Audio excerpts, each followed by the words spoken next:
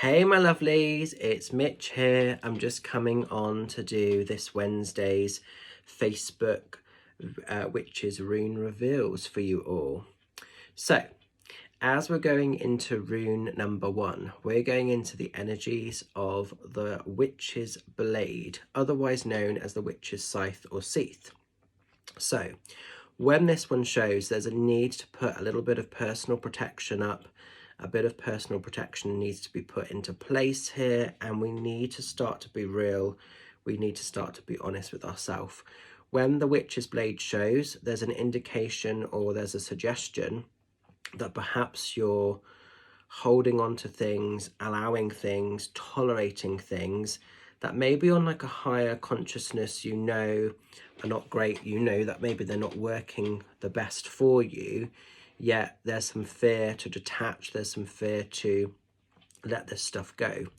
So this shows a lot when people are maybe in relationships that are maybe not particularly great. Those could be romantic connections.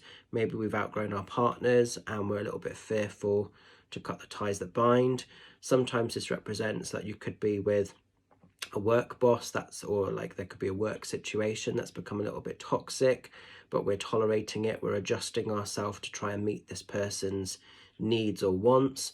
And the key thing with this is don't sacrifice your soul to accommodate lesser energy. So if you know that your kind of, levels of empathy are being tested, if you know that you're in situations that are not serving you the greatest experience, don't accept them, don't tolerate them. This also shows quite a lot when sometimes we're just having to make changes that work and serve for ourselves. And it's not always negative, it's not always things that are bad, but sometimes in order to move forward, sometimes we just have to let things go, we just have to let things be. And it doesn't mean that those things have been pointless or that there was no sort of magic to them, but sometimes life just happens, changes take place. I'm having to do this quite a lot at the moment.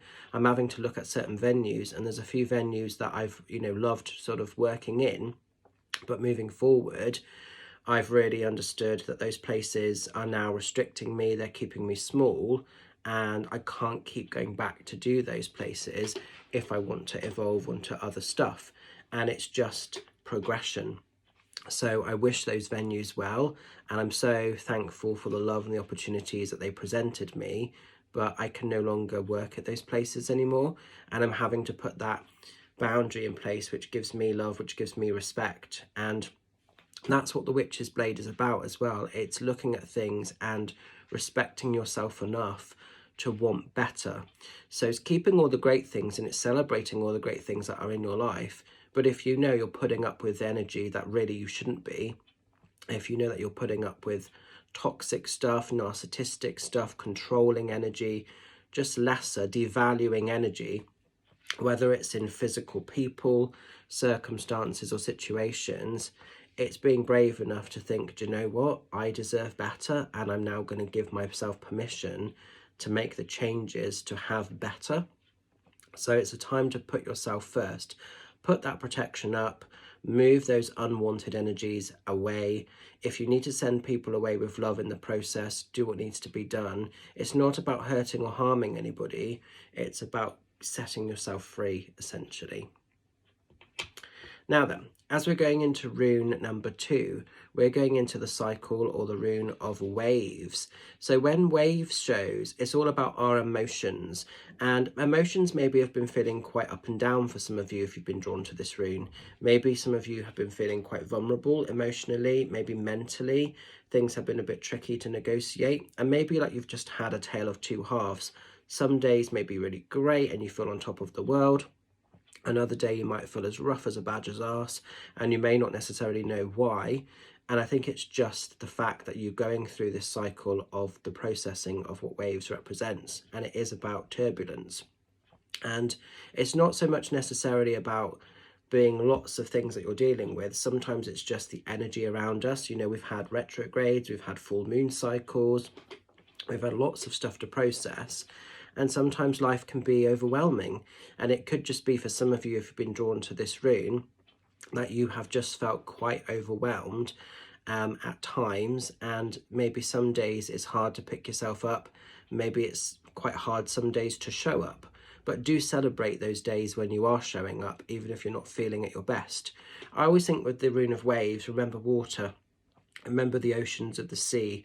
Water can be very rough, it can be very bumpy, but at some point it will calm, at some point it will settle. So it's all temporary. So it's almost like seize those great emotions, those beautiful blessings as and when, you know, the opportunities are there for those. When life gets a bit tough, when life gets a bit challenging, go through the cycles of it, process, heal, do what you need to do, but don't stay stuck. Because remember, when water is at its roughest peak, it will calm, it will begin to settle, and peace will eventually prevail. So I think definitely quite an emotional time. Maybe some of your levels of empathy are being very much tested if you've been drawn to rune number 2. And finally, as we're moving into rune number 3, we're going into the energies of the, oops, if I can just get it, the star. So with the star, it's a time for you guys to shine really bright. It's a time for your light to be seen, being very unapologetic, being absolutely real, being really at peace with yourself.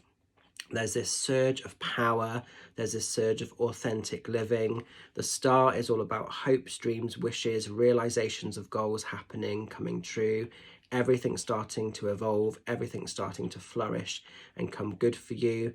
And there's a real sense of giving yourself permission to live by your own truth, not hurting or harming anybody around you, but this real awakening of like, I'm going to do life my way. I'm going to sort of, you know, be at peace with myself. I'm going to celebrate the best of who I am. And I'm going to show the world what I can do, what I can be part of. And that light, that sort of love, that magic that you carry, it won't just enrich your life, but it will almost ripple into other people. So if other people see you being fabulous and having something amazing, it's going to allow them to step up. It's going to want them to invest in their story and to want better for themselves.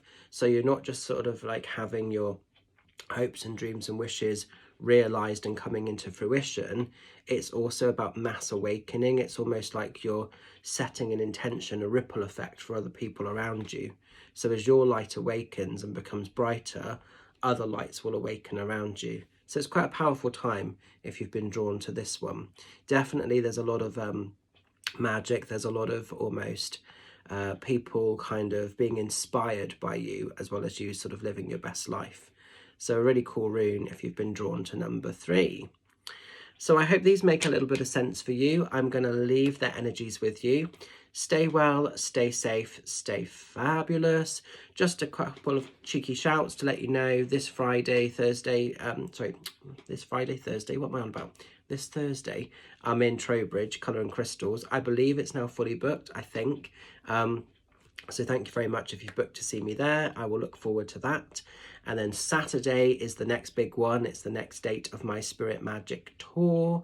So I'm over in Seend Community Centre.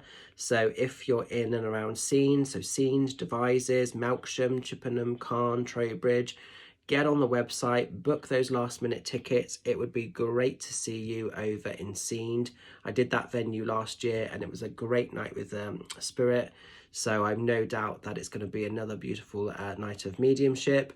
Mum is going to be there with her stall as long as she's okay. She's going through a bit of a health journey at the moment, which is an ongoing thing. It's not just that she's ill a little bit at the moment, it's an ongoing change to her life, but I'm not going to go too into it on here. Some of you guys know already.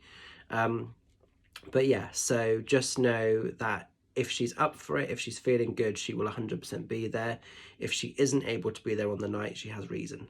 But fingers crossed, Mum will be there with her stall as well for all of your crystal and beaded and, you know, sparkly goodies. But come along, support, get involved. It'll be great to see you. And yeah, I'm excited to sort of do Seend again. Did that last year, like I say, and it was a beautiful night. So it's going to be cool to come back. So have a beautiful rest of your week, whatever you're getting up to. If I'm seeing some of you soon, then I will connect with you as and when, whether it be on Zoom or in person. And look after yourselves. And yeah, hope the runes make a bit of sense. Love and blessings. Take care. Bye for now.